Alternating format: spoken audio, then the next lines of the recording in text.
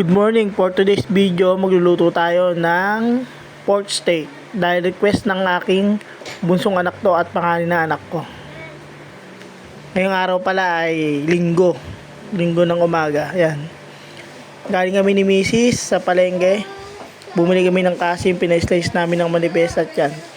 Minarinate ko na pala siya sa toyo, paminta, tas bechi. Tas nga pinipigaan ko siya ng kalamansi.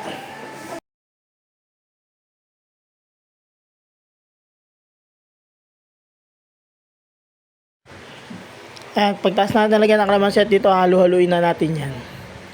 Pagtapos nating haluin yan, ipiprito natin yan yung sa low heat lang. Mahinang apoy lang. Hindi natin to kailangang lutuin ng sunog, yung lutong-luto yung katamtaman ng para malambot lang siya. Kasi pakukulang pa naman natin yan mamaya. Yan. Yan, tapos babalik rin ko na yan. Maraming nga palang salamat sa mga sumusuporta sa video ko, sa mga nanonood at sa mga bago kong follower. Marami pong salamat sa inyo.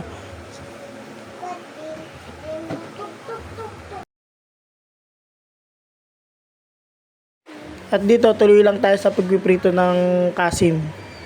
Pina-slice lang natin yan ng manipis, tapos sa pagprito natin ay yung katamtaman lang, yung wag toasted, yung yun, tuloy lang tayo sa pagpiprito, yung tamang-tamang prito lang. Huwag natin toasted yung kasim kasi malambot naman na yung karne na yan. Yan, hanguin natin. Yan, prito pa rin, diretso lang ng prito. Tapos yung magigisa na tayo dyan, yung pinagprituhan pala natin ng pork steak, yun din ang gagamitin nating mantika dyan. Magigisa na tayo ng bawang sa sibuyas. Sa paggisa natin ng bawang at sibuyas, mamaya yung pinagmarinate natin ng kasim, nilalagay na natin. Tapos yung lagayan, lalagyan ko lang ng konting tubig yan. Tapos yan, nilalagay ko na rin yan para maging madagdagan yung sabaw ng lulutuin natin pork steak. Tapos dito, naglalagay na ako ng cornstarch, maghahalo ako para mamaya pampalapot natin doon sa pork steak. At dyan, nilagay ko na rin pala yung mga naprito nating pork steak. Makikita nyo, yan. Tapos yung pinalagay natin ng pork steak, nilagyan ko rin ng tubig, tapos nilagyan ko dyan. Kasi yung mga anak ko mahilig sa sabaw yan. Sabaw lang, ulam na. Yan, naglagay na pala ako dyan ng asin, konting asin lang, panimpla lang. Saka paminta, saka konting bechin. Yan. Ang bango na yan, guys. Kung maamoy nyo lang, napakabango na. Tapos yan, nilalagay na pula natin yung hinalo nating cornstarch para lumapot. Yung katamtamang lapot lang naman. Yan. Tapos pakukula natin. Tapos halo-halo. Megos-megos natin yan. Mapapansin nyo, lumapot na siya.